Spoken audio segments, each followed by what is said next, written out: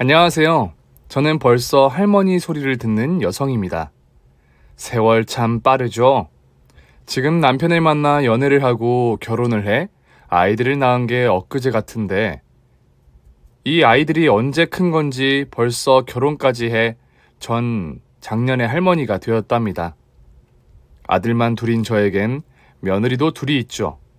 초등학생 때부터 짝꿍과 그렇게 장난치면서 중학생이 되어서도 고등학생이 되어서도 심지어 대학까지 같은 학교를 입학하면서 어울리더니 결국 초등학교 짝꿍과 결혼까지 한 첫째 아들. 대학생 때 해외 유학 시절에 만난 친구와 결혼을 한 둘째 아들. 그리고 작년에 태어난 손자까지 매일이 기쁨의 연속이랍니다. 며느리들끼리도 친구처럼 자매처럼 지내는 걸 보니 저에게 있었던 일들이 생각나 이렇게 사연을 보내봅니다. 저의 남편은 아들만 셋 있는 집의 장남이에요. 네, 맞아요. 저는 맏며느리입니다. 초등학교에서 아이들을 가르치셨던 시아버지와 그런 남편을 뒷바라지하며 지내셨던 시어머니. 작은 시골 마을에서 초등학생 아이들을 가르치셨던 시아버지의 월급은 그리 많지 않았었죠. 시아버지의 월급으로 세 아들을 키우는 건 쉽지 않으셨을 거예요.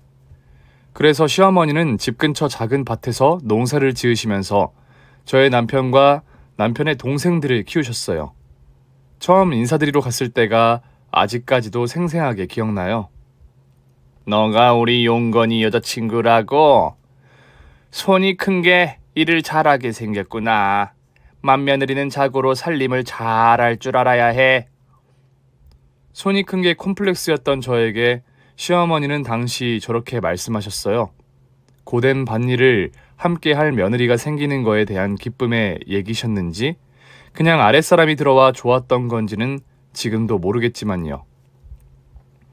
우리 용건이의 짝이 되어줘서 정말 고맙다, 아가. 시아버지께선 다른 말씀은 안 하시고 그저 고맙다는 얘기만 하셨었죠. 그리고 30대 초반에 결혼한 저와 남편은 그때 시대엔 굉장히 늦게 결혼하는 축에 속했어요. 그래서 남편의 두 남동생은 이미 결혼을 한 상태였습니다. 형님은 어느 대학 나오셨어요? 나? 나는 집안 형편이 좋지 않아서 고등학교까지만 다녔어.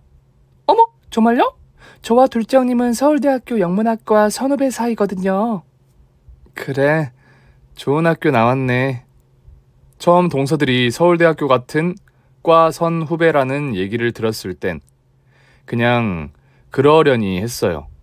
남편 역시 집안 사정과 동생들 뒷바라지를 위해 대학 진학은 포기하고 고등학교를 졸업하자마자 바로 취업 전선에 뛰어들었거든요. 남편의 동생들은 이 점을 굉장히 고맙게 생각하더라고요. 만날 때마다 술을 한 잔씩 하면 저에게 남편의 고마움을 꼭 표현했어요. 형수님, 그냥 아니었음 저희 아무것도 못했어요. 맞아요. 형수님, 형님이 저희 때문에 희생한 거 생각하면 저희는 죽을 때까지 형에게 감사하며 살아야 해요. 형의 희생을 당연하게 생각하는 동생들도 많은데 저런 생각을 하고 있다는 게 아내 입장으로 참 고맙더라고요. 그리고 실제로 저희가 힘들 때 남편의 동생들이 도와준 적도 꽤 있고요. 그런데 동서들의 생각은 그렇지 않았나 봐요. 형님, 이번 주말에 저희 회사에서 워크숍이 있어서 못 내려갈 것 같아요. 죄송해서 어쩌죠? 일이 있으면 어쩔 수 없지. 일 잘하고 다음 명절에 봐. 정말 죄송해요. 첫째 동서는 시댁에 일이 있을 때마다 일을 핑계대며 안 내려오기 일쑤였어요. 어머, 형님 이거 어떻게 해요? 제가 다 태웠어요. 죄송해요, 형님. 내가 다시 할게. 저기 가서 마늘 좀 까줘. 형님, 그런데 마늘은 어떻게 까요? 그냥 둬. 내가 다 할게. 얘 첫째야. 막내 일하고 와서 힘든데 네가 다 해라. 안 그래도 제가 다 하려고 했습니다. 둘째 동서는 도와준다고 옆에서 알짱거리기만 했지 도움이 되는 건 하나도 없었어요. 두 동서는 있으나 마나한 존재들이었어요. 한 명은 아예 내려오지도 않고 한 명은 있어도 도움도 안 되는 상황이었죠. 형님은 확실히 저보다 집안일을 많이 해봐서 잘 하시네요. 부럽다. 나는 공부밖에 할 줄 모르는데. 뭐가 부러워. 공부하는 것도 얼마나 어려운데 이런 거 못한다고 해도 상관없어. 아가, 가서 아버지 진지 드시라고 해라. 네, 어머님. 둘째 동서는 뭘 시키면 제대로 하는 게 없었어요. 늘 말끝마다 자신은 공부만 해서 할 줄 아는 게 없다고 저를 도와주고 싶은데 도움이 안 돼서 미안하다는 말만 했죠.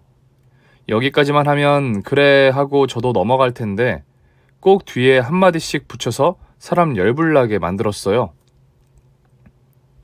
형님은 그래도 음식은 잘하시네요. 역시 사람은 꼭 한 가지씩 잘하는 걸 타고나나 봐요. 여기에 공부까지 잘했으면 좋았을 텐데. 그만 얘기하고 밥 먹어. 왜? 그렇잖아. 머리 좋아도 형편 때문에 공부 못하는 사람들이 얼마나 많은데. 형님도 집안 형편만 좋으셨으면 우리처럼 대학 갈 수 있었을 텐데. 그쵸, 형님? 난 공부는 그렇게 잘하지 못했어. 정말요? 형님은 이렇게 밭일하고 음식할 운명이신가 보다. 사실 영문과 전공은 취업하는데 많이 도움도 되지 않아요. 본인이 서울대에 나왔다는 부심은 당연히 있을 수 있죠. 그런데 그걸 꼭 저와 비교하며 얘기할 필요는 없잖아요. 그리고 대학을 나오지 않은 동서들의 무시는 점점 심해졌어요. 동서, 저 옷 좀 봐. 형님은 어디서 저런 촌스러운 옷을 살까요? 못 배웠으면 센스라도 있어야지. 지금 표정 좀 봐요. 우리도 웃으면서 얘기해요. 어차피 못 알아듣겠지만. 방금 동서들의 대화를 저는 전혀 알아듣지 못했어요. 왜 알아듣지 못했냐고요? 둘이서 영어로 대화를 했기 때문이죠. 저는 영어라고 해봤자 헬로, 땡큐, 쏘리 이 정도만 할 줄 알지 그 외의 영어는 알아들을 수 없었거든요. 그걸 알았던 동서들은 저 보란듯이 둘이서만 영어로 얘기를 하며 제 욕을 했습니다.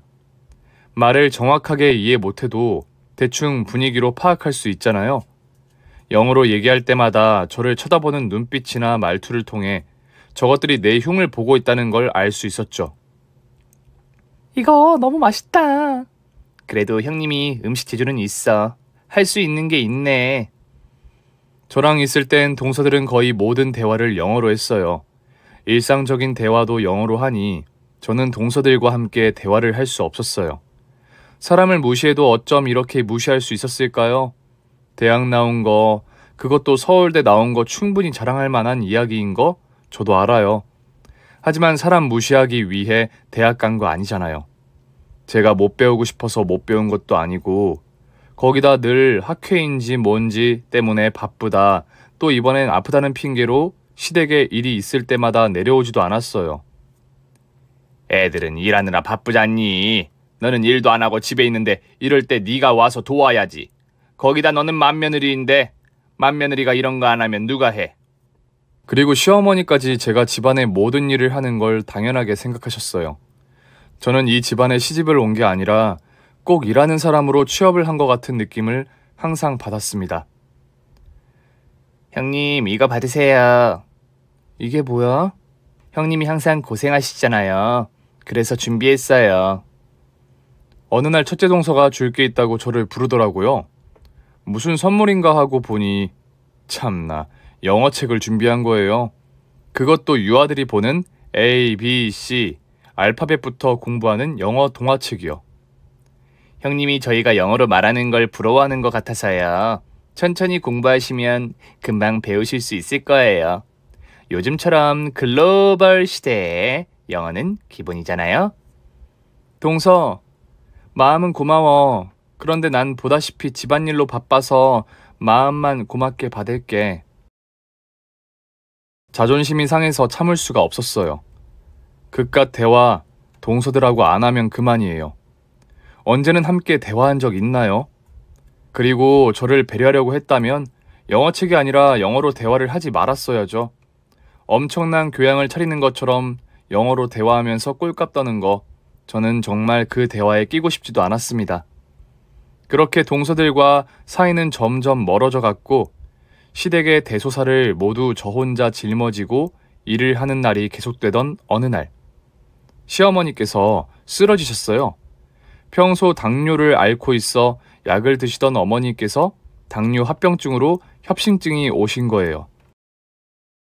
다행히 바로 응급실로 모시고 가서 큰일은 치르지 않았지만 꽤 오래 병원에서 생활을 하셔야 했죠.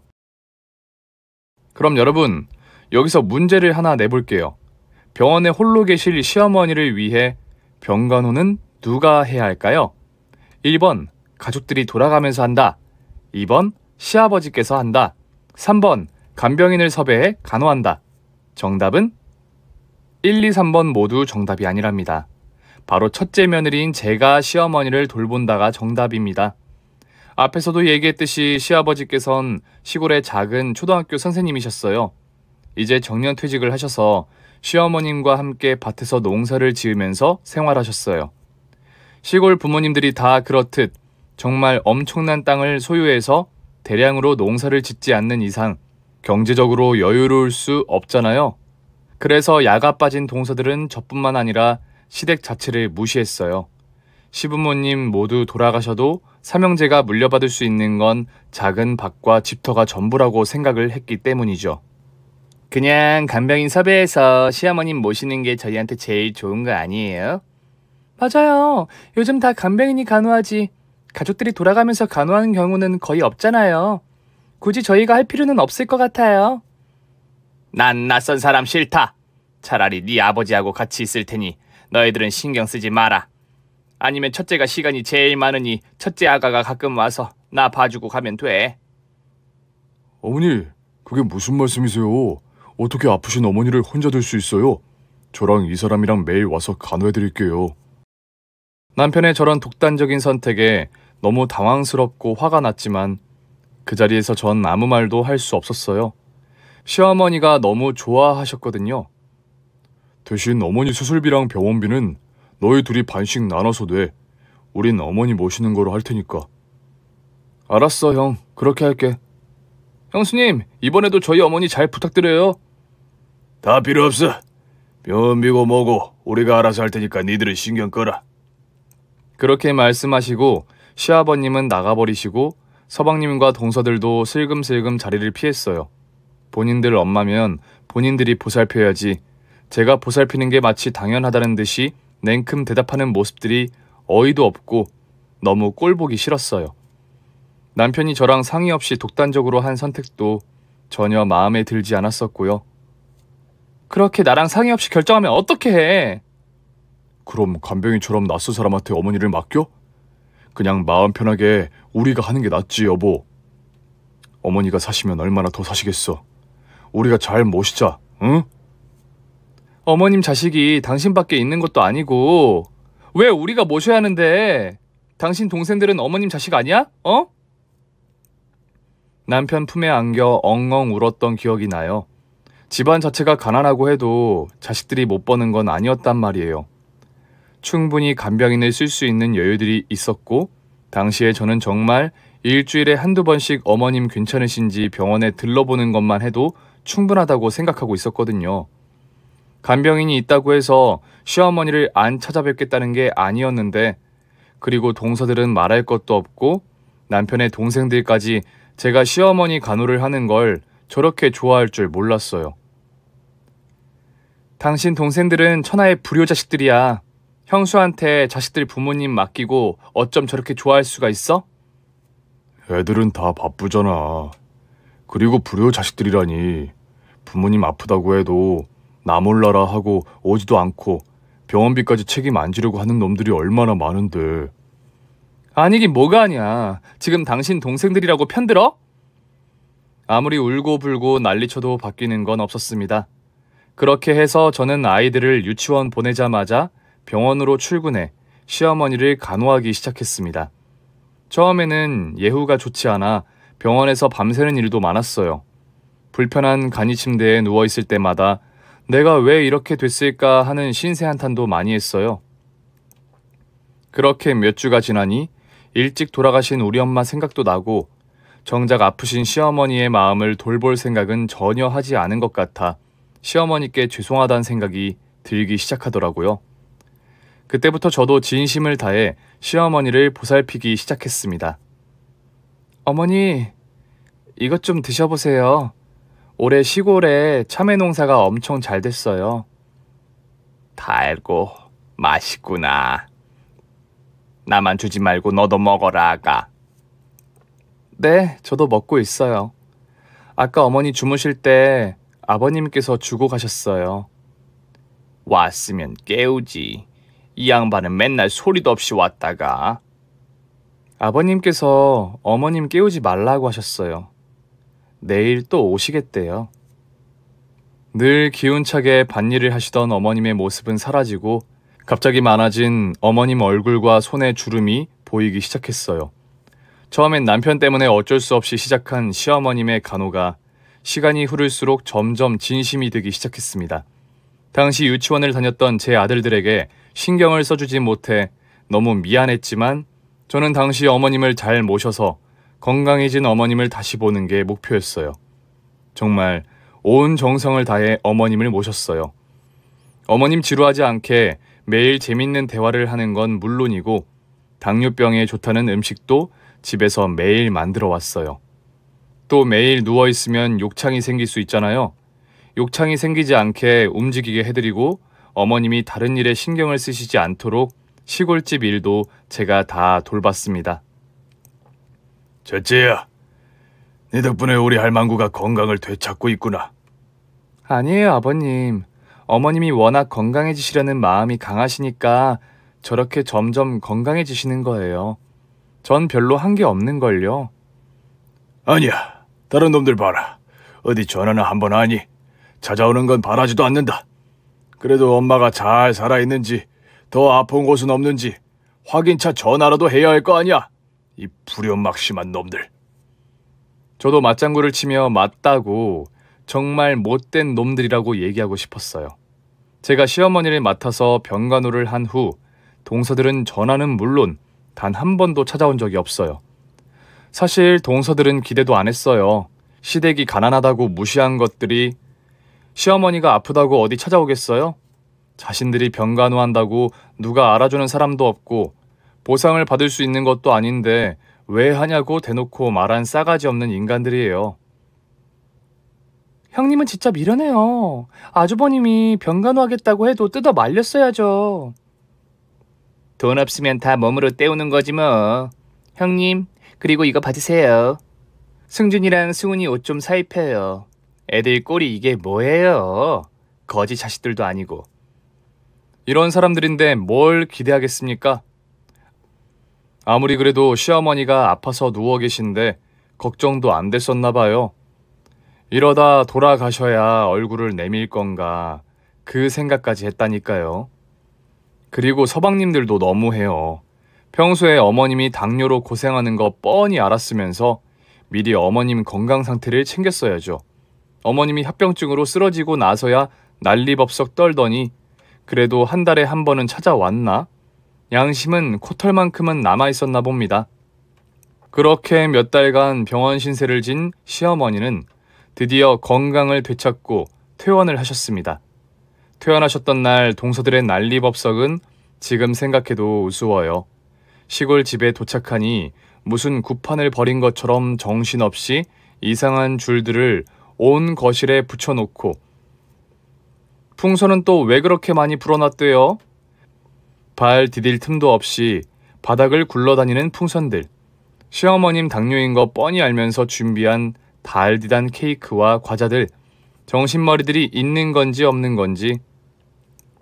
어머님, 퇴원 축하드려요. 요상한 선글라스를 쓰고 소리를 지르는 동서들의 꼬라지를 보고 제가 한 소리를 하려고 하는데 저희 아버님이 빠르셨습니다. 이게 다 뭐야? 당장 치우지 못해! 에이, 아버님, 이게 다 요즘 유행하는 거예요. 시골에만 계셔서 잘 모르시는 것 같은. 시끄럽다! 그래, 우리 시골에 살아서 이런 건 모르고 산다. 정신없으니까 당장 치워. 저희는 어머님 위해서 준비한 건데 아버님 너무하세요. 끝까지 말대답하더니 슬금슬금 치우기 시작하더라고요. 형님, 거기 있는 것 좀 치워주세요. 저 전화 좀 하고 올게요. 첫째는 이제 집으로 돌아가라. 그동안 고생 많았다. 둘째는 밥 준비하고 셋째는 이 귀신 나올 것 같은 것들 당장 치워라. 아니에요, 아버님. 제가 얼른 정리하고 밥 차릴게요. 배 많이 고프시죠? 어헤, 집에 가래도. 용건아, 네 아내 데리고 얼른 집으로 올라가라. 그리고 이번 주 토요일 저녁에 집에 내려와. 내가 너희들한테 할 말이 있으니까. 다들 알았어? 네, 그럼 토요일에 내려올게요, 아버님. 어머님 불편하시면 바로 전화하세요. 알았죠? 그래, 그동안 고생 많았어. 승훈이, 승준이 엄마 보고 싶을 텐데 얼른 올라가. 그렇게 저희는 어머님을 시골집에 모셔드리고 집으로 올라왔어요. 그리고 시아버님이 말한 토요일 저녁, 아버님의 말씀에 따라 삼형제와 아내들이 모두 모였습니다. 첫째야, 이거 받아라. 이게 뭐예요, 아버님? 열어봐. 그동안 우리 할망구 보살펴준 선물이다. 하얀 봉투에서 나온 건 수표 2장이었어요. 일십, 백천만, 10만, 100만, 1000만... 억? 1억이요, 아버님? 아버님이 건네주신 봉투엔 1억짜리 수표 2장이었어요. 이것도 받아라. 두 번째로 주신 봉투엔 무려 10억짜리 수표였어요. 아빠, 이게 다 뭐야, 우리는? 당신 이게 다 어디서 난 돈이야? 어디서 나긴. 내 통장에서 찾아왔지. 이게 아빠 돈이라고? 아빠가 돈이 어디 있어서? 로또라도 맞았어? 멍청한 놈들. 우리 모두 학생들을 가르치셨던 가난한 선생님이라고 생각했던 시아버님이 사실은 몇백억대 땅을 가지고 계시는 땅 부자였던 거예요. 이게 믿겨지세요? 여러분? 평소에 시어머님부터 본인 자식들까지 믿지 않으셨던 시아버님은 자신이 부자라는 걸 철저히 숨기고 평범한 선생님인 척 연기를 하셨던 겁니다. 그러니까 선생님은 심심해서 취미로 하신 거였죠. 니들 엄마 아프다고 해서 병원에 한번 찾아오기로 했어. 전화를 한 통 하기로 했어. 형수한테 엄마 맡기면 다냐? 이 못돼 처먹은 놈들. 아버님, 그렇게 말씀하시면 안 되죠. 저희가 일부러 그런 것도 아니고 계속 바빴잖아요. 그리고 형님은 하는 일 없이 한가한데 형님이 어머님 돌보는 건 당연한 거 아니에요? 그거 병간호했다고 형님한테만 이렇게 돈 주시는 건 아니죠, 아버님. 형님, 솔직히 말해봐요. 형님은 다 알고 있었죠? 미리 아버님이 돈 많은 줄 알고 일부러 어머님 병간호하겠다고 한 거죠? 나는 그냥 내 도리를 다했을 뿐이야. 그리고 동서들 말처럼 대학도 못 나와서 머리도 나쁘고 시간도 남아 도는데 몸으로 때워야지. 안 그래? 부러우면 동서들도 일 때려치고 내려와서 어머님 돌보지 그랬어. 다 시끄럽다. 둘째랑 셋째 잘 들어. 우리 첫째가 할망구 돌보지 않았으면 벌써 큰일 나고도 남았어. 그리고 내가 돈 많은 걸 첫째가 알았다고 해도 어쩔 건데. 첫째는 알았어도 그런 거 상관없이 병가로 했을 거야. 그것도 최선을 다해. 시어머님이 퇴원하시기 며칠 전 아버님께서 차 한잔 하자고 하셨었어요. 그때 아버님께서 내가 우리 첫째한테 정말 고마운 게 많아. 내가 큰 선물 하나 해주마. 하고 말씀하신 게 기억이 나요. 아버님이 말씀하셨던 큰 선물이 이렇게 큰 금액의 수표일 거라곤 정말 생각도 못했지만요. 아버님, 정말 감사해요. 잘 쓸게요. 그래도 이걸 우리만 이렇게 받으면 어떻게 해. 나눠서 갖자. 시끄러워. 당신 미쳤어? 용건이는 가만히 있어. 이건 용건이랑 첫째 아가 둘한테 주는 게 아니라 우리 첫째 며느리한테만 주는 거야. 그리고 너희 둘, 첫째한테 준 2억, 둘이 1억씩 받고 싶으면 앞으로 똑바로 처신해. 지금까지 한 것처럼 첫째 무시하고 집안일, 명절 때 제대로 안 하면 니들 앞으로 1원도 상속 안 해줄 거야. 첫째야, 쟤들이 하는 거 봐서 네가 줄 건지 말 건지 결정해라. 네, 아버님. 그리고 저는 활짝 웃으며 동서들이 보는 앞에서 돈봉투를 챙겼습니다. 시아버님이 저에게 돈을 주신 이후로 집안 분위기는 180도 바뀌었습니다. 처음에는 당연히 말들이 많았죠. 집으로 찾아온 첫째 동설에는 아주 가관이었습니다. 완전 깡패가 따로 없었다니까요. 형수님, 그러지 말고 그냥 주세요. 아버지 일부러 저러시는 거 아시잖아요. 형님, 어차피 줄 거 서로 얼굴 찌푸리고 할 필요 없잖아요. 그냥 주세요. 그거 어차피 저희 줄 돈이잖아요. 어차피? 내가 줄지 안 줄지 어떻게 알고 그렇게 당당해? 그리고 형님은 그렇게 큰 돈 필요 없잖아요. 쓸 줄도 모르고 괜히 이상한 데 투자했다가 날리지 말고 그냥 바로 주세요. 아버님이랑 셋째네한테는 말하지 않을게요. 형수님, 어렵게 가지 맙시다. 얼른 1억 주세요. 아직도 분위기 파악이 안 돼? 내가 그걸 왜 순순히 줘야 하는데? 아버님 말씀 그새 잊었어? 하는 거 봐서 주라고 하셨잖아. 이렇게 와서 협박하면 주려던 돈 다시 들어가지. 당장 집으로 돌아가. 나는 할 줄 아는 일이라곤 집안일밖에 없어서 집 청소해야 하거든. 빨리 나가. 형수님, 솔직히 말해봐요. 우리 아버지 돈 많은 거 형수님은 알고 있었죠? 그래서 명절이나 제사 때마다 일부러 내려가서 일하고 어머니 병수발도 들은 거잖아요. 맞아. 분명히 다 알고 있었을 거야. 우리 앞에선 멍청한 척, 아무것도 모른 척하고 우리가 받을 돈 가로챈 거잖아. 그러게 동서도 좀 와서 일하는 척이라도 하지 그랬어. 어머님 당뇨인 거 알면서 매번 초콜릿이나 사탕이나 사오지 말고. 아, 서울대에선 이런 건 안 가르쳐주나? 아까도 말했지만 당장 우리 집에서 나가! 안 그럼 1억이고 뭐고 10원 한 푼 안 줄 줄 알아? 주제도 모르고 어디서 와서 지랄이야? 셋째네는 그래도 생각을 좀 하고 찾아온 눈치더라고요. 형님, 이거 승훈이랑 승준이 옷이에요. 지금 우리 아이들이 거지 자식들처럼 보여? 형수님 무슨 말씀을 그렇게 섭섭하게 하세요. 그리고 이건 홍삼 진액이에요. 다른 곳에서 파는 것보다 홍삼 함유량이 훨씬 많아요. 형수님하고 형님하고 아니다. 형 주지 말고 형수님 혼자 다 드세요. 저희 엄마 간호하시느라 고생 많으셨잖아요. 다 돈 때문인 거 알아. 마음에도 없는 아부 떨지 말고 진심을 보여봐. 그럼 생각 한번 해볼게. 그 후로 어떤 일이 벌어졌을까요? 맞아요. 여러분이 생각하시는 일 그대로 벌어졌습니다. 첫째 동서는 날만 밝으면 우리 집에 찾아와 청소하고 빨래하고, 둘째 동서는 제가 움직일 때마다 쫓아다니면서 뭐 필요한 거 없냐, 불편하냐 물으며 아주 성가시게 굴었습니다. 틈만 나면 영어로 대화하고 말을 할 때도 꼭 영어를 섞어서 쓰던 사람들이 그날 이후로 한 번도 영어를 쓰지 않더라고요. 이건 좀 신기했어요. 하지만 나머지 것들은 전부 귀찮았습니다. 우선 동서, 이게 지금 치운 거야? 설거지를 하겠다고 설치더니 부엌 여기저기에 물이 잔뜩 튀어서 다시 청소를 하게 만들어 놓질 않나. 밥을 해주겠다고 하더니 밥솥 설정을 잘못해서 곤죽을 만들어 놓질 않나. 평소 해보지도 않았던 걸 돈 때문에 하려니 제대로 할 리가 있나요? 그리고 둘째 동서는 운전사를 해주겠다며 매일 어딜 가자고 하는데 솔직히 전 외출하는 걸 그렇게 좋아하는 성격이 아니거든요.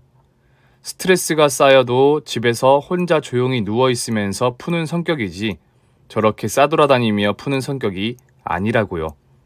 어찌 이렇게 사람 많은 곳에 오면 정신만 없고 기빨리는 기분이라 싫어하는데 여기도 돈에 눈이 멀어서 본인이 좋은 거면 다른 사람도 좋을 거라고 생각하고 멋대로 행동하는데 아주 미쳐버릴 것 같았어요. 이렇게 한다고 해서 그 돈이 쉽게 동서들한테 가지 않아. 그럼 어떻게 해야 하는데요? 네? 알려주시면 그렇게 할게요. 내가 그걸 왜 알려줘야 하는데? 동서들이 알아서 해봐. 그럼 하는 거 보고 생각 좀 해볼게. 진짜. 왜? 못 해먹겠어? 그럼 상속 포기하면 되잖아. 그리고 나 동서들이 찾아오는 거 너무 정신사납고 불편해. 집에 그만 찾아왔으면 좋겠어. 어차피 와도 쓸모도 없잖아. 고학력자면 뭐해. 할 줄 아는 게 없어서 아부 하나 제대로 못 떨고 돈도 못 받아가는데. 대학원이라도 다녀봐. 대학원에서는 형님한테서 돈 받는 법 이런 거 알려줄지 누가 알아? 그래도 며칠 동안은 집으로 찾아와 징징거리고 비이고 하더니 제가 눈길도 안 주니까 찾아오지 않더라고요. 그러더니 이젠 시부모님 댁을 찾아가더군요. 아버님, 오늘 제가 와서 밭에 있는 잡초 다 뽑아놓고 갈게요. 저 왔다 갔다고 첫째 형님께 꼭 말씀해 주셔야 해요. 알았죠? 내 아빠 아니다. 나한테 잘 보인다고 해서 첫째가 돈을 줄 것 같으냐? 당신 대체 언제까지 그럴 거야? 첫째도 너무해. 그깟 돈 그냥 주면 어디가 텄나? 왜 바쁜 애들을 이렇게 못 살게 굴어? 어머니, 제발 형님께 말씀 좀 해주세요. 네? 둘 다 가만히 있어. 당신은 당신 아플 때 첫째가 병간호한 거 다 잊었어? 이것들 당신 아팠을 때 눈 하나 깜짝 안 하고 모른 척했던 것들이야. 그러니까 누구 편 들려고 하지 마. 계속 이런 말 하면 당신한테도 안 줄 거니까. 저는 시아버지와 매일 통화하며 서로 어떤 일이 있었는지 얘기하는 게 하루의 낙이 되었어요. 얘야, 오늘도 둘째가 너희 집에 찾아갔다며. 이번엔 무슨 사고를 치고 가니? 사고는 아니고 선물을 잔뜩 사왔더라고요. 남편이 해외 출장 갔다 오는 길에 면세점에서 사온 거라고 하는데 전 다 필요 없는 물건이라 중고 거래로 팔았어요. 잘했다. 너 무시할 때부터 내가 가만두지 않겠다고 다짐을 하고 있었는데 너가 마음이 약해져서 돈을 그냥 주면 어쩌나 걱정했는데 그럴 필요가 전혀 없겠구나. 둘째 동서는 밭에 풀 잘 뽑고 갔어요? 제대로 하긴. 뭐가 풀이고 뭐가 옥수수인지 구분도 못하는 멍청한 놈이 올해 농사 다 망칠 뻔했다. 그 멍청한 놈 때문에. 처음에 아들놈이 서울대 나온 똑똑한 아가씨라고 그만큼 생활력도 강하다고 해서 그런가 보다 하고 결혼 승낙했더니 둘째나 셋째나 사람 무시나 하고 어른 공경할 줄도 모르고 그것들은 더 혼나야 돼. 아버님 말씀대로 저 쉽게 돈 주지 않을 거예요. 그래, 절대 쉽게 주지 마. 알았지? 그럼 끊는다. 내일 통화하자. 네, 쉬세요 아버님. 그 이후로도 동서들의 아부는 끝날 기미가 보이질 않았어요. 최고급 에스테틱에 모시고 갈 테니 같이 스파를 받으러 가자고 하고 매일 최고급 음식점에서 음식을 공수해 제공해주고 우리 집에 와서 매일 집안 청소며 뒷정리를 하니 실력이 그래도 늘더라고요. 형님, 오늘 분리수거하는 날이라 제가 싹 버리고 왔어요. 저는 욕실 청소 깨끗하게 했어요. 돈이 정말 무섭죠? 전 솔직히 이렇게 와서 저 대신 집안일을 해주고 아부 떠는 거 하다 말 줄 알았거든요. 그런데 제 지갑에서 1억이 나올 때까지 할 작정인지 지치지도 않고 매일 찾아왔습니다. 뿐만 아니라 저희 아이들까지 챙기는데 혈안이 되어 있었어요. 이번에 승훈이 영어 유치원 보내는 건 어때요, 형님? 제 동기가 하는 곳인데 이미 정원은 다 쳤다고 하는데 저희 형님 아이라고 하니까 받아준다고 하더라고요. 영어가 뭐야. 아이들 성장기엔 운동이 최고지. 승준이 키가 저렇게 큰데 농구나 배구 시켜보는 건 어때요, 형님? 국대 출신 선수가 학원을 차렸는데 그렇게 잘 가르친대요. 학원비는 걱정하지 마시고 이따가 승준이 오면 한번 물어보세요. 난 애들이 하고 싶다고 하는 거 시킬 거야. 어디가 좋다, 잘 가르친다 해도 애들이 관심 없으면 다 소용없어. 뭘 해도 통하지 않자 동서들은 다른 작전을 세우더라고요. 바로 여행이었습니다. 형님, 우리 기분 전환도 할 겸 제주도로 놀러 가요. 그래요. 형님, 어머님 간호하시느라 어디 제대로 다니시지도 못했죠. 저희가 풀코스로 쏠 테니까 형님은 몸만 가면 됩니다. 난 어디 가는 거 싫어. 그냥 집에 있을 거야. 아이, 그러지 말고 같이 가요, 형님. 네? 요즘 제주도 유채꽃이 그렇게 예쁘대요. 가서 구경도 하고 예쁜 사진도 많이 찍고 놀다 와요. 그리고 제주도에 맛집 진짜 많잖아요. 형님 갈치 좋아하시죠? 제주도 가면 1m도 넘는 갈치 먹을 수 있대요. 같이 가요, 네? 갈 때까지 들들 볶을 걸 알아서 마지못해 함께 제주도에 가게 됐습니다. 지금까지 시댁에서 일한 거, 또 시어머니 간호한 거 보상받는다는 마음으로 가기로 결심했죠. 같이 가는 사람들이 마음에 들지 않지만요. 겨우 50분 비행기 타는 제주도행인데 동서들이 비즈니스 좌석을 끊어줬어요. 아이고, 돈 받으려고 정말 별짓을 다 하네 싶으면서도 한편으로 편하게 이동하니까 좋긴 좋더라고요. 제주도에 도착하니 배가 고프더라고요. 그래서 밥부터 먹자고 하니 반색을 하며 맛집을 알아놨다고 하더라고요. 렌트한 차를 타고 해안 도로를 한참을 달리니 외관이 아주 멋진 음식점이 나왔어요. 형님, 여기가 제가 말했던 갈치구이 집이에요. 여기 구이뿐만 아니라 갈치조림도 진짜 맛있어요. 얼른 들어가서 먹어요. 동서들 말대로 음식은 정말 맛있었어요. 남편이랑 아이들을 두고 저 혼자 이렇게 여행 온 게 마음에 걸리긴 했지만 정말 푸른 바다를 보고 활짝 핀 유채꽃을 보니 저도 마음이 살랑살랑 부드러워지더라고요. 서로 저를 챙기려고 아웅다웅하는 동서들을 보니 마음도 약해지고요. 하는 거 봐서 돈을 줄까 말까 고민하며 호텔로 이동하기 위해 차를 탔죠. 첫째 동서가 운전하고 저는 뒷좌석에 앉아서 풍경을 감상하고 있는데 눈이 슬슬 감기더라고요. 호텔까지 차로 20분 정도 걸린다고 하길래 조금 눈 좀 붙여볼까 하고 눈을 감았어요. 그때 잠들었어? 응, 이제 시작하자. 동서들이 나누는 대화가 심상치 않았어요. 내비게이션에서는 계속 경로를 이탈했다는 안내 멘트가 나오고 운전대를 잡은 첫째 동서는 나무가 우거진 숲길로 차를 모는 거예요. 그리고 둘째 동서가 가방 안에서 두꺼운 절연 테이프와 포대자루를 꺼내는 걸 보고 저는 차가 더 깊숙하게 산으로 들어가기 전에 움직이는 차에서 뛰어내려 미친 듯이 달렸습니다. 야, 쟤 눈치챘어. 저거 잡아! 차를 세우고 저를 잡기 위해 뒤따라오는 동서들을 피해 큰 돌 아래에 몸을 깊숙하게 숨겼습니다. 차에 두고 온 가방과 짐이 마음에 걸렸지만 우선 제 몸을 건사하는 게 먼저였어요. 차에서 뛰어내리면서 다친 무릎이 아팠지만 그런 걸 신경 쓸 겨를이 없었습니다. 그리고 바로 시아버지께 전화를 걸었습니다. 아버님, 큰일 났어요. 돈 든 가방을 차에 두고 내렸어요. 걱정하지 마. 내가 다 알아서 하마. 저는 제가 제주도를 가면서 집을 비우면 혹시 서방님들이 집으로 찾아와 돈을 가져가지 않을까 하는 생각을 했어요. 그래서 시아버님이 주신 1억 수표 2장을 가방에 챙겼죠. 그리고 머지않아 동서들이 왜 저를 데리고 그렇게 여행을 가려 했는지도 알게 됐습니다. 시아버지 덕분이에요.